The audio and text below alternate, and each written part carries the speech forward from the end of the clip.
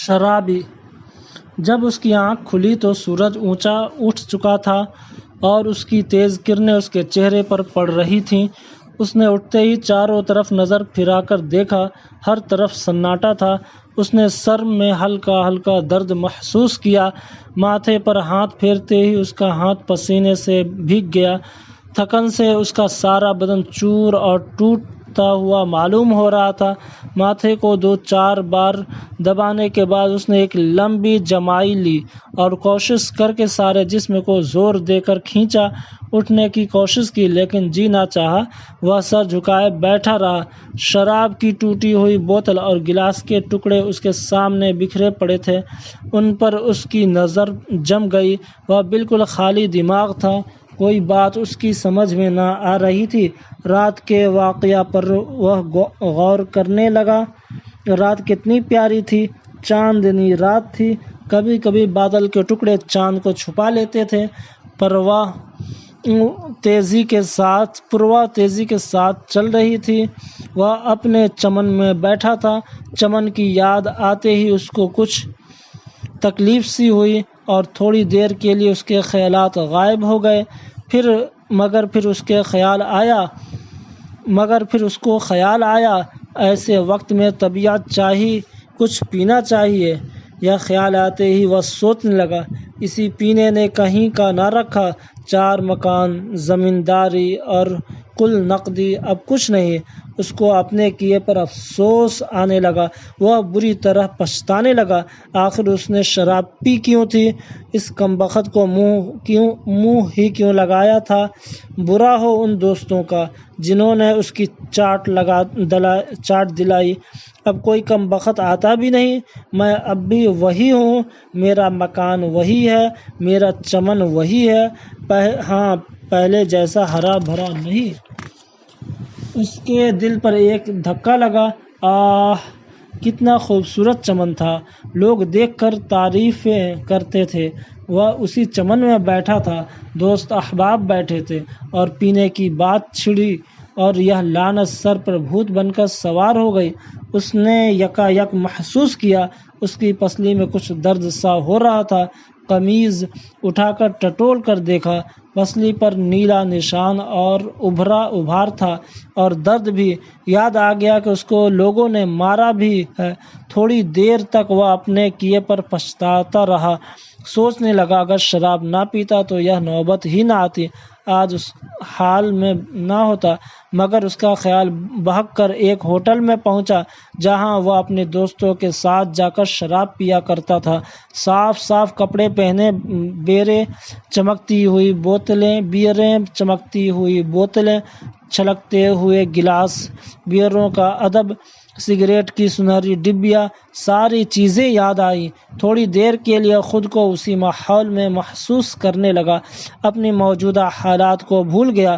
پھر اور باتیں یاد آئیں، اپنے عالیشان بنگلے میں دوستوں کی دعوتیں، پیلی چمکتی ہوئی بوتلیں، دوستوں کے قہقہے، دلچسپیاں، پھر چمپا سے ملاقات اور ساری دلچسپیاں۔ چمپا کی یاد نے اس کو تھوڑی دیر کے لیے بے چین کر دیا، لیکن اس کی بے رخی اس کو یاد آ گئی۔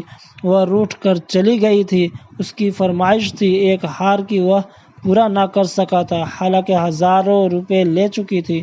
مگر اس نے آنکھ بدل دی ایک ہی بار میں۔ چمپا کی بے رخی کے ساتھ ہی اس کو اپنی بیوی کی یاد آ گئی، جس کو اس نے خوب ستایا اور رلایا تھا۔ مگر پھر بھی جب پیسے ختم ہو گئے تو اس نے اپنا سارا گہنا بھی اس کے حوالے کر دیا۔ اس کو اپنی زیادتیاں یاد آئیں اور دل دکھنے لگا، اگر وہ موجود ہوتی تو گڑ گڑا کر اس سے معافی مانگ لیتا۔ مگر وہ مر چکی تھی۔ یہ خیال آتے ہی اس کو اور بھی افسوس ہوا، آہ میں نے اس کے نام پر ایک ڈھیلا خیرات بھی نہیں کیا۔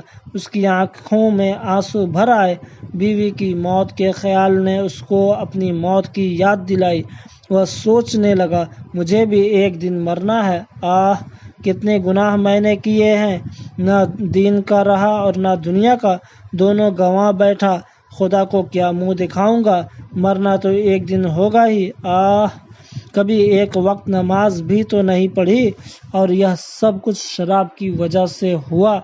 شراب کی یاد آتے ہی پھر دوسری باتیں یاد آنے لگیں، برانڈی، وسکی، شامپین، پھر امپورٹ، پھر پیسوں کی کمی نے دیسی شراب پلائی، بھٹی کی بدبو، گندے لوگوں کی فضول بکواس، ذلیل قسم کے گانے۔ وہ کہاں پہنچ گیا؟ اس کو اپنے آپ سے نفرت ہونے لگی، وہ اپنے کاموں پر کوڑھنے لگا، اس کا دل دکھنے لگا، آنکھ میں آنسو بھر آئے۔ اس کمبخت شراب نے مجھے کہیں کا نہیں رکھا، اس نے دل ہی میں کہا اور رونے لگا۔ دیر تک روتا رہا، سارا چہرہ آنسو اور پسینے سے تر ہو گیا۔ رات کو کچھ دوستوں کے ساتھ بھٹی سے آیا تھا، ان لوگوں نے باتوں باتوں میں خفا ہو کر مار پیٹ کی، ان لوگوں نے جن کے روئیں روئیں پر میرے احسانات ہیں۔ آہ، یہ سب کچھ میری ناسمجھی سے ہوا، لیکن اب مجھے سنبھل جانا چاہیے۔ اس نے یہ فیصلہ کیا، اب کبھی شراب نہ پیے گا، نماز پڑھے گا، شریف آدمی کی سی زندگی گزارے گا۔ وہ سجدے میں گر پڑا اور خوب رویا۔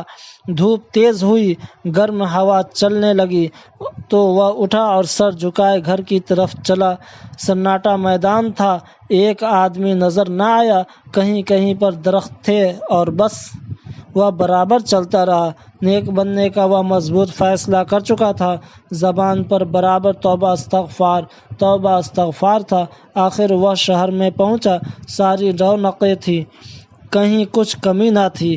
ایک دکان پر گراموفون بج رہا تھا، لوگوں کی بھیڑ تھی، ریکارڈ بھی اچھا تھا۔ اس بھیڑ میں وہ بھی جا ملا، سب کے ساتھ سنتا رہا۔ گراموفون بجنا بند ہوا تو وہ گھر کی طرف روانہ ہوا۔ راستہ میں گاڑی گھوڑے، موٹر سائیکل اور سواریاں ملیں۔ ہٹو بچوں کے ہنگامے سے ساری باتیں اس کے دماغ سے نکال دی۔ صرف بچنے کا خیال اس کے دماغ میں رہ گیا۔ وہ کچھ دور اور بڑھا، دور سے دیسی شراب کی بو ناک میں آئی، لیکن وہ سر جھکائے بڑھتا گیا۔ دل چاہا کہ اس طرف چلے، لیکن وہ چند قدم اور آگے بڑھا، پھر راستہ بدل کر بھٹی کی طرف چلا۔ خیال ہوا پئیں گے نہیں، مگر شاید کوئی کمبخت نظر آ جائے۔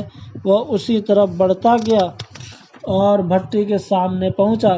بہت سے آدمی تھے، سب کو دیکھنے لگا، دیر تک دیکھتا رہا، گرمی معلوم ہوئی۔ خیال ہوا کہ کہیں چھاؤں میں تھوڑی دیر بیٹھنا چاہیے۔ خیال ہوا بھٹی میں، لیکن پھر خیال بدل گیا، وہاں جانا ہی برا ہے۔ دیر تک سوچتا رہا، شراب کی بو برابر آ رہی تھی، دل چاہتا، لیکن وہ توبہ کر چکا تھا۔ دل کڑا کیے کھڑا رہا، لیکن پاؤں جم کر رہ گئے، آگے نہ بڑھے۔